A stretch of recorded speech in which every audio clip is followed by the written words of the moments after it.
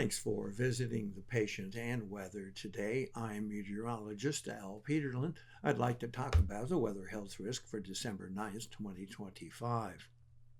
We do keep additional graphics available at tpatw.com. And if you do your shopping on Amazon, if you shop through our storefront, Patient Weather on Amazon, you can additionally support Patient Weather.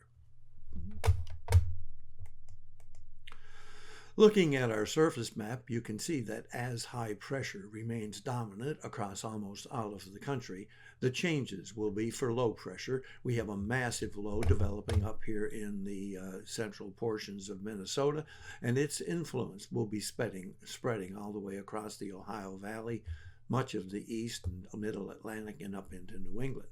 We do have that atmospheric river still flowing strongly into the Pacific Northwest, and you can see a lot of moisture there and a lot of snow in the higher elevations. There is snow again here up around the Great Lakes and in portions of New England, but thank goodness it looks as if the snow in Virginia will have ended. Looking at the vitality index, you can see that we're lit up like a Christmas tree, at least from the central to the eastern portions of the country, except for the southeast.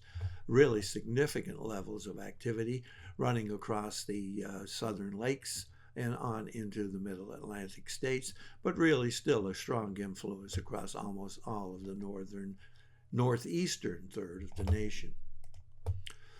Looking at pressure change, and this one is always interesting for many with headache and arthritis and asthma, and you can see we have rising pressure, very narrow band right along the border area of the Pacific Northwest and Canada, mainly Vancouver Island, northern Washington, northern Idaho, and northern Montana.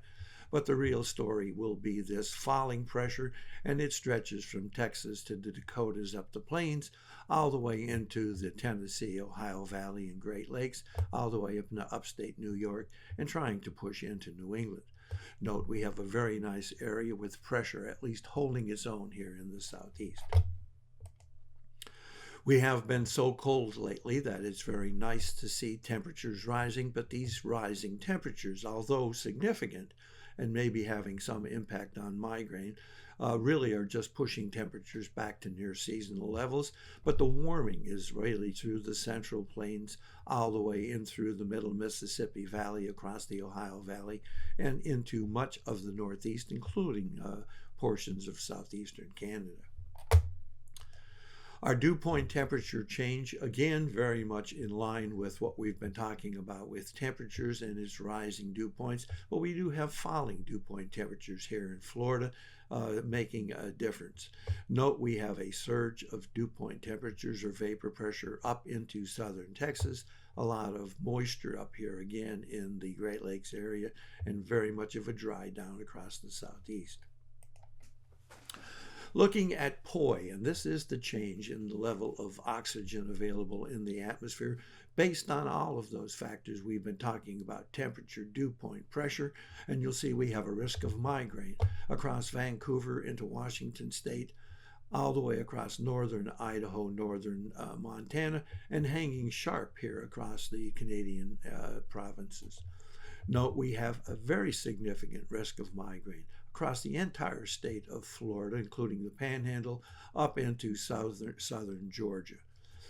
The real story will be the falling pressure, the unsettled weather, the risk of asthma and arthritis, all the way from Texas, actually even the eastern portions of the Four Corners, from Texas clear on up to the Dakotas, all the way across the Ohio Valley, the Great Lakes, and into upstate New York and New England and southeastern Canada, but really significant areas from Missouri, Iowa, Illinois, Indiana, Ohio, and New York, and the border areas, all of those Canadian cities from Windsor to Quebec. Thanks for visiting the patient and the weather. Your comments are appreciated. If you hurt, tell us where you're located. And don't forget, if you do buy on Amazon, if you purchase through our storefront, Patient Weather on Amazon, you are actually supporting Patient Weather.